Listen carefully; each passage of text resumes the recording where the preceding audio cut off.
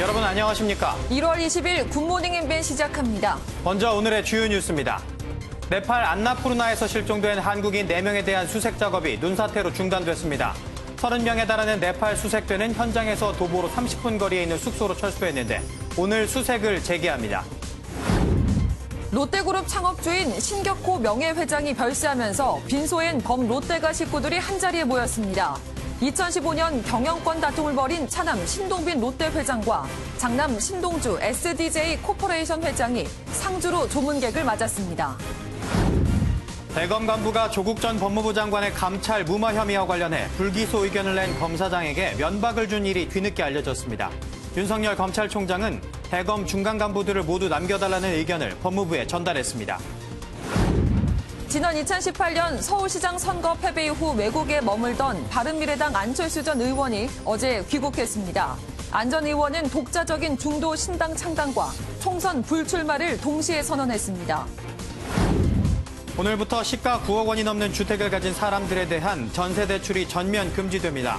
또 전세 대출자가 고가 주택을 사거나 다주택자인 게 확인되면 전세 대출금이 바로 회수됩니다. 올림픽 축구대표팀이 도쿄올림픽 최종 예선 8강전에서 이동경의 결승골로 요르단을 2대1로 꺾고 4강에 진출했습니다. 대표팀은 모레 호주전에서 승리하면 본선 진출을 확정합니다. 네팔 히말라야 안나푸르나에서 트레킹을 하다 실종된 교사 4명에 대한 수색 작업이 눈사태 때문에 종료됐습니다. 수색대는 기상 상황을 고려해 실종 나흘째인 오늘 작업을 다시 시작할 계획입니다. 이현재 기자입니다. 사흘째 이어진 수색 작업이 중단된 건 현지 시각으로 어제 오후 3시쯤입니다. 오전 8시부터 현지 주민과 경찰 등 약 30명이 투입됐고 헬기도 띄웠지만 실종자를 발견하지 못했습니다. 그러다 사고 현장에서 눈사태가 또 발생해 수색이 종료됐습니다. 현장에서 도보로 30분 거리에 있는 숙소로 철수한 수색대는 기상 상황을 고려해 오늘 작업을 재개할 예정입니다.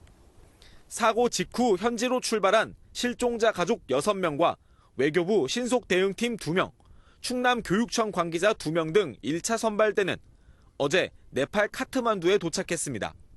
이후 다시 비행기를 타고 200km를 더 이동해 사고 현장과 가까운 도시인 포카라로 이동했습니다. 외교부와 주 네팔 대사관으로 구성된 비상대책반은 신속대응팀 2명을 현지로 추가 파견했습니다. MB 뉴스 이현재입니다.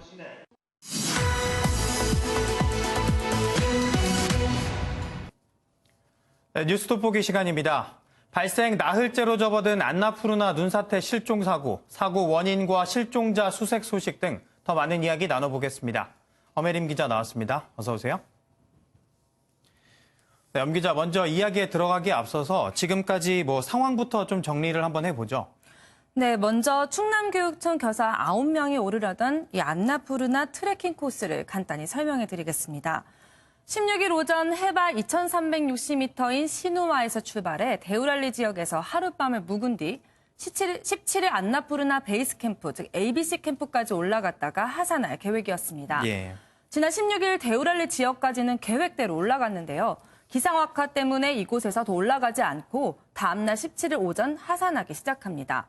그런데 현지 시각으로 오전 10시 반에서 11시 사이쯤에 눈사태가 벌어져 4명이 실종되고 뒤따르던 5명은 몸을 다행히 피한 것으로 전해지고 있습니다. 사고 지점은 현재 해발 2,900m인 히말리아 로찌와 3,200m인 데우랄리 사이로 추정되고 있습니다. 네, 그러니까 기상 악화로 벌어진 순식간에 벌어진 사고라는 건데 이 엄청난 눈폭탄 예상은 할 수가 없었던 겁니까?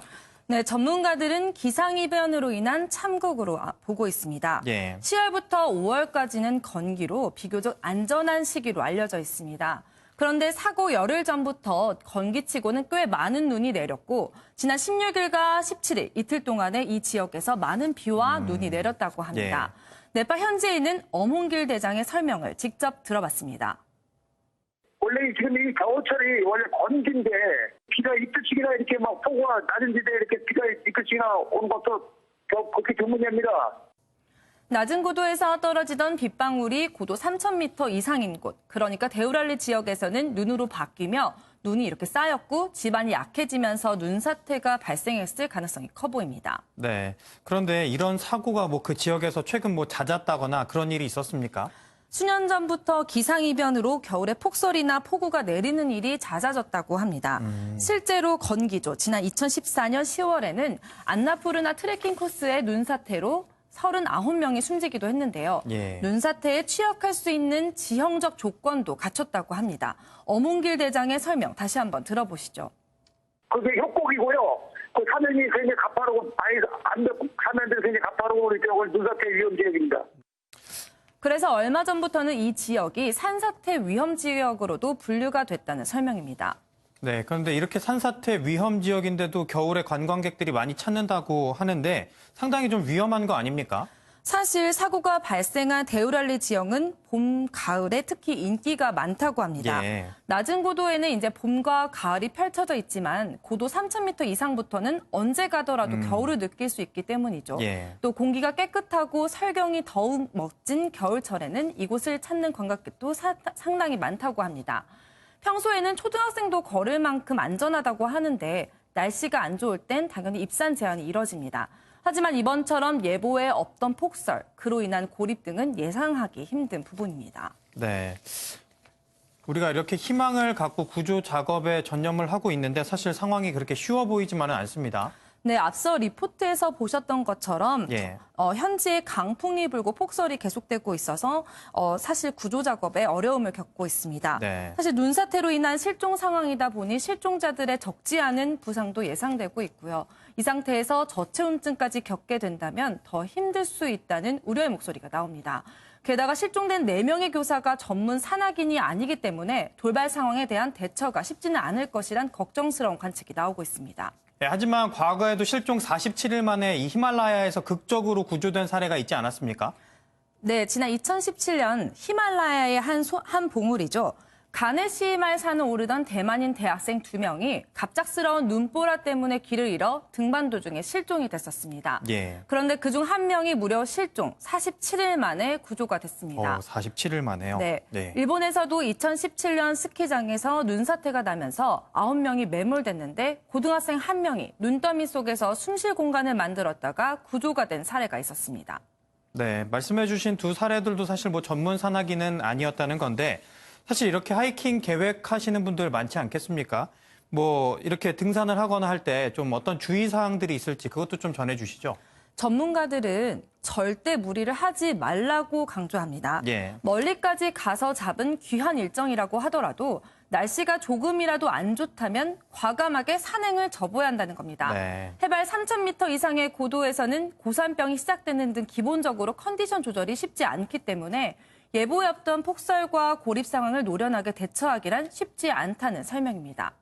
네, 뭐 현장에서 수색이 어려움을 겪고 있다고 합니다만 하루빨리 실종자들의 반가운 구조 소식 기대해 보겠습니다. 네, 지금까지 엄혜림 기자였습니다. 1년 4개월 만에 귀국한 안철수 전 대표가 정계 복귀를 공식 선언했습니다. 안 전 대표는 기자회견을 통해 실용적 중도정당을 만들겠다고 밝혔는데요. 하지만 자신은 4월 총선에 출마하지 않겠다고도 말했습니다. 조창훈 기자입니다. 1년 4개월 만에 귀국한 안철수 전 바른미래당 대표는 큰절로 자신의 정계 복귀를 알렸습니다. 공항에 모인 안철수계 의원들과 환영 인파들을 향해 안 전 대표는 진보나 보수가 아닌 실용적 중도라는 화두를 던졌습니다. 진영 정치에서 벗어나 실용적 중도 정치를 실현하는 정당을 만들겠습니다. 이어 뜻이 맞는 사람들을 국회에 진입시키는 게 목표라며 안 전 대표 자신은 오는 4월 총선에 불출마하겠다고 밝혔습니다. 저는 출마하지 않습니다. 다음 국회에서 그런 일들을 할 수 있는 사람들이 가능한 많이 진입하는 것이 제 이에 따라 우선 바른미래당에 복귀해 재창당 수준의 당 리모델링 작업에 착수할 거란 전망이 나옵니다. 다만 손학규 대표 등 현 지도부와의 대화가 여의치 않으면 신당을 창당할 가능성도 있습니다. 황교안 자유한국당 대표의 러브콜 역시 여전합니다. 자유민주주의와 시장경제를 추구하는 모든 정치 세력들과 함께하겠다고 하는 제 뜻은 변함이 없습니다. 안철수 대표에 대해서도 마찬가지라는 점. 안 전 대표는 귀국 이튿날인 오늘 현충원 참배를 시작으로 자신의 정치적 출발점인 광주를 찾아 본격적인 정치 행보에 나설 예정입니다. MBN 뉴스 조창훈입니다. 더불어민주당은 사법농단 의혹을 최초로 폭로한 이탄희 판사를 영입했습니다. 자유한국당은 최연소 기초의원을 지낸 김병민 교수로 맞불을 놨는데요.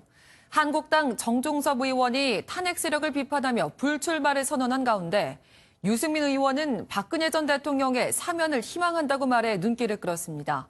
박유영 기자입니다. 더불어민주당이 사법농단 최초 고발자로 알려진 이탄희 전 판사를 영입했습니다. 이 전 판사는 사법개혁을 21대 국회 최우선 과제로 꼽으면서 비위법관을 탄핵하는 작업도 반드시 이뤄져야 한다고 강조했습니다. 지난 1년간 재하에서 사법개혁의 필요성을 알리기 위해 모든 노력을 다했습니다. 하지만 한계를 느꼈습니다. 제도권에 다시 참여할 필요가 있다. 자유한국당은 만 28살 때 서울 서초구 의원으로 당선돼 최연소 기초의원 타이틀을 가진 김병민 교수를 영입했습니다.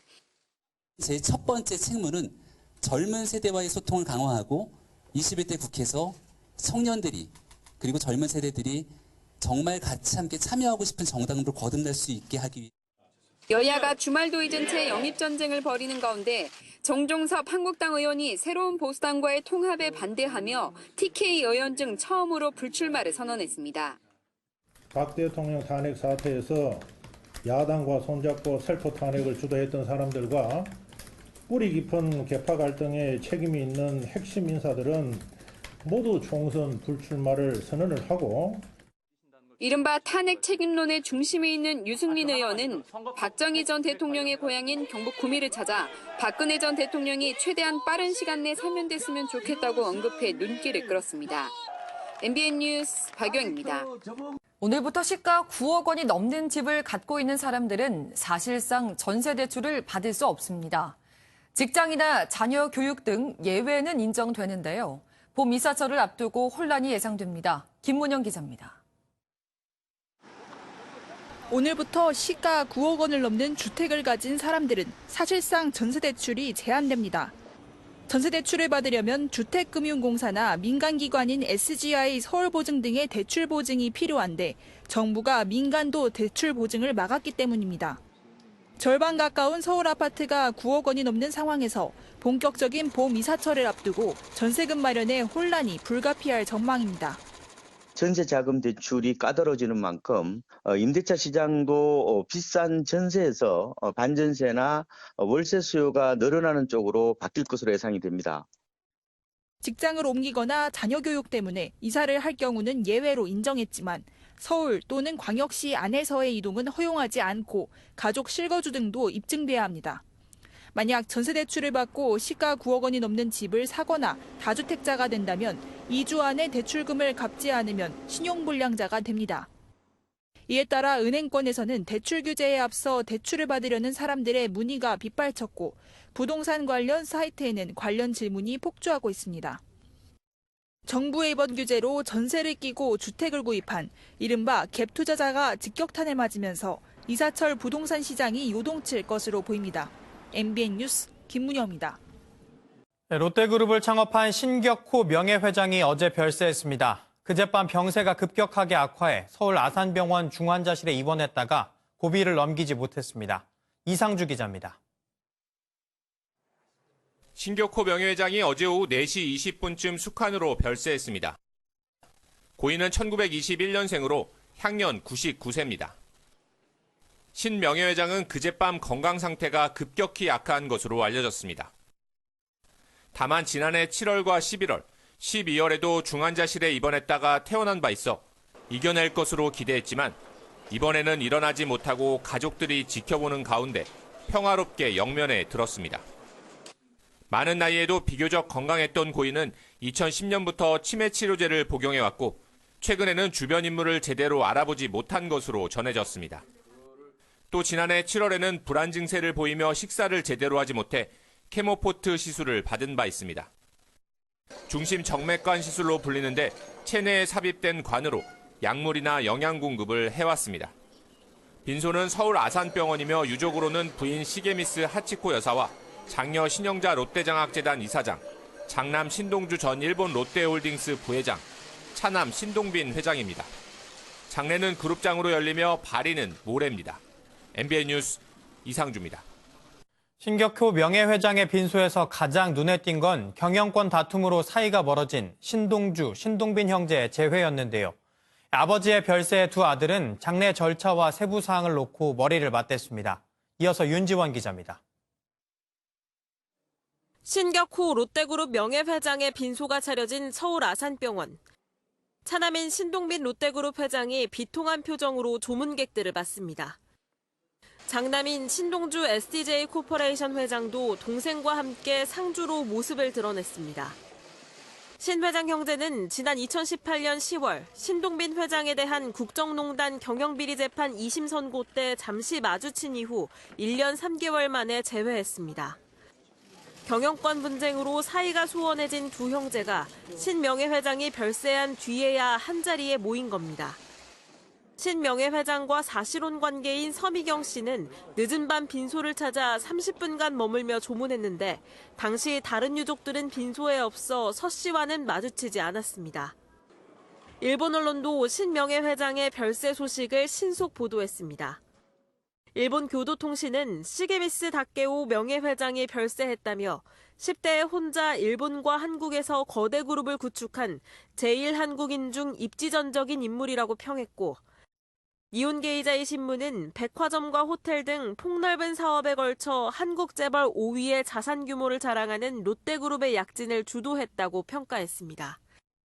MBN 뉴스 윤지원입니다. 검찰 중간 간부 인사를 앞두고 윤석열 검찰총장이 법무부에 대검찰청 중간 간부들을 모두 남겨달라는 의견을 냈습니다. 당사자들도 모두 부서 이동을 원하지 않는다는 의사를 밝힌 것으로 알려졌습니다. 오늘 법무부에선 검찰 인사위원회를 열어 검찰 중간 간부 인사를 논의할 예정인데 윤 총장의 의견이 반영될지는 미지수입니다. 전 남편과 의붓아들을 살해한 혐의로 재판에 넘겨진 고유정에 대한 1심 결심 공판이 오늘 오후 열립니다. 검찰의 구형과 고 씨의 최후 진술 등이 진행될 예정으로 줄곧 우발적인 살인을 주장해온 고 씨가 태도를 바꿀지에 관심이 쏠립니다. 검찰이 오늘 고 씨에게 법정 최고형인 사형을 구형할 것으로 보이는 가운데 고 씨에 대한 1심 선고는 다음 달 초 열릴 예정입니다.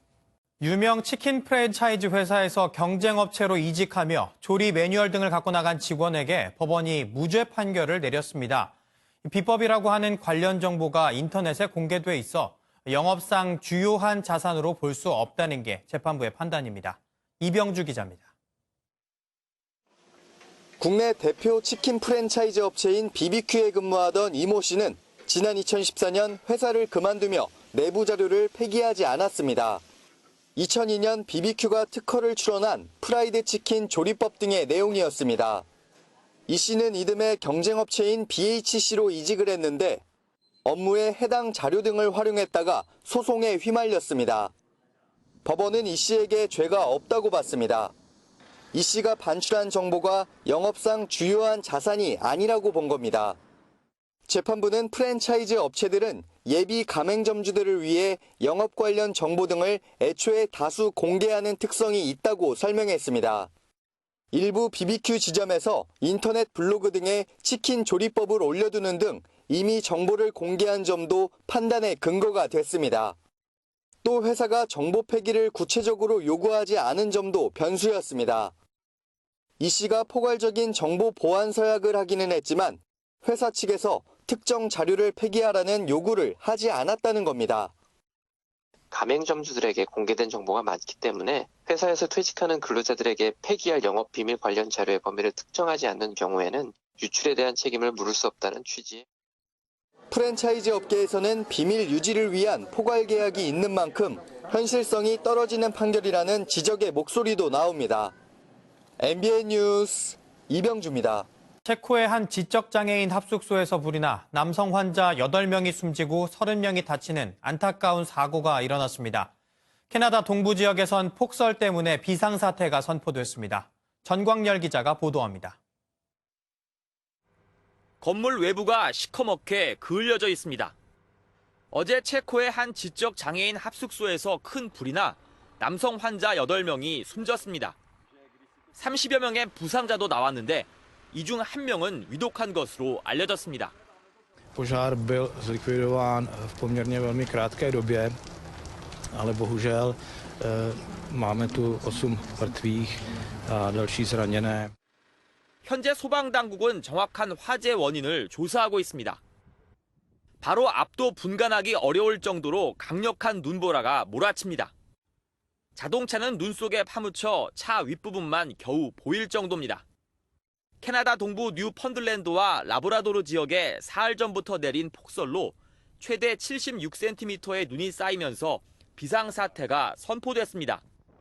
It just made sense to call a state of emergency till we can get everything reasonably cleared up and back open again. 당국은 더 많은 눈이 쏟아질 것이란 일기예보에 따라 지역 주민들을 구조하려고 군대까지 동원한 것으로 알려졌습니다. 중국 신장 카슈가르 지역에선 강도 6.4의 지진이 발생했는데 아직 인명피해는 알려지지 않았습니다. MBN 뉴스 전광열입니다.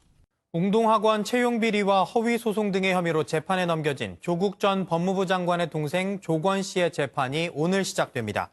피고인 출석 의무가 있는 공판 기일이라 조 씨가 법정에 나올 것으로 보입니다. 다음은 굿모닝 월드입니다. 미국 3대 음악 시상식 중 하나인 그래미 시상식. 이 시상식의 역사를 한눈에 볼 수 있는 곳이 있다는데요. 영상으로 함께 보시죠. 멋진 옷들이 전시돼 있습니다. 번쩍번쩍 화려한 장식이 달린 옷들도 보이고요. 턱시도처럼 깔끔하고 클래식한 옷들도 보입니다. 옷 박물관 아닌가 싶지만 이곳은 미국의 그래미 시상식 박물관. 역대 그래미 시상식에 참석했던 뮤지션들의 의상을 전시해뒀다고 하는데요. 또 이곳엔 우리나라 BTS가 입었던 옷도 있기도 합니다. 이 박물관의 모습을 보고 나니 한 달도 남지 않은 그래미 시상식이 더 기대되는 것 같네요. 튤립의 나라 네덜란드에선 매년 1월 튤립의 날 행사가 열리는데요. 사람들은 튤립꽃을 한아름 안고 집으로 갈 수 있다고 합니다. 화면으로 만나보시죠. 네덜란드 암스테르담의 담 광장. 형형색색의 아름다운 꽃들이 활짝 피어 있습니다. 튤립의 날을 기념해 이렇게 20만 송이의 튤립을 전시했는데요. 특히 이 튤립들은 그냥 볼 수만 있게 한 게 아닙니다. 관광객들이 무료로 가져갈 수 있게 해뒀는데요.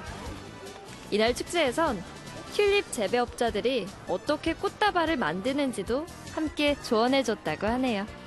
여기 마치 냉동고에라도 들어갔다 온 것처럼 보이는 건물이 있습니다. 꽁꽁 얼어버린 아파트 건물을 화면으로 만나보시죠. 커다란 건물 창문들이 꽁꽁 얼어붙어 있습니다. 눈과 얼음이 섞여 하얗게 얼어붙어 있는데요. 안에는 더 심각합니다. 고드름은 물론이고 마치 냉동창고에 들어온 것 같은데요. 러시아의 한 아파트 건물에 난방 파이프가 터진 거라고 합니다. 안 그래도 추운 겨울인데 하루빨리 대책이 나왔으면 좋겠네요. 지금까지 굿모닝 월드였습니다. 새로운 한 주의 시작 월요일 아침입니다. 오늘은 겨울의 마지막 절기 대안인데요. 심한 추위는 없겠지만 그래도 겨울은 겨울입니다. 공기가 차가우니까요. 따뜻하게 입고 나오셔야겠습니다. 미세먼지는 벌써 나흘째 말썽을 부리고 있습니다. 지금 전국 곳곳에서는 초미세먼지 수치가 높게 나타나고 있는데요. 특히 경기와 충청, 호남과 제주에서는 초미세먼지 주의보도 발효 중입니다. 특히 광주의 먼지 농도는 64 마이크로그램까지 치솟아 있습니다. 오후부터는 점차 농도가 낮아질 수 있겠지만 서쪽 지역에서 또 먼지가 들어오면서 저녁에 다시 공기가 탁해질 것으로 보입니다. 인천과 영동을 제외한 전 권역의 일평균 미세먼지 농도 나쁨 수준이 예상됩니다. 오늘 나오실 때에는 보건용 마스크를 반드시 챙기셔야겠습니다. 지금 충청 곳곳에선 눈이 오는 곳이 있습니다. 아침까지 이어지다가 그칠 텐데요. 그 밖에 내륙 지역에서도 눈발이나 빗방울이 떨어질 수 있겠습니다. 오후부터는 점차 굳히고 하늘에서는 맑은 하늘이 드러나겠습니다. 일부 남해안과 경북 내륙에서는 건조주의보가 발효 중인데요. 불씨관리 잘해주시기 바랍니다. 이 시각 기온 살펴보겠습니다. 서울 영하 0.5도, 대구 2.5도, 부산은 1.7도로 어제보다 2도에서 4도가량 높습니다. 한낮에는 서울 4도, 대전과 전주 7도, 광주 8도, 부산 10도까지 오르겠습니다. 수요일엔 충청 이남을 시작으로 목요일에는 전국에서 비나 눈이 오겠습니다. 기온은 내일 아침에 영하 10도 안팎까지 떨어지면서 반짝 춥겠지만 기온은 점차 오름세를 보이면서 모레 아침에는 평년보다 5도에서 8도가량 높은 분포를 보이겠습니다. 지금까지 광화문에서 출근길 날씨 전해드렸습니다.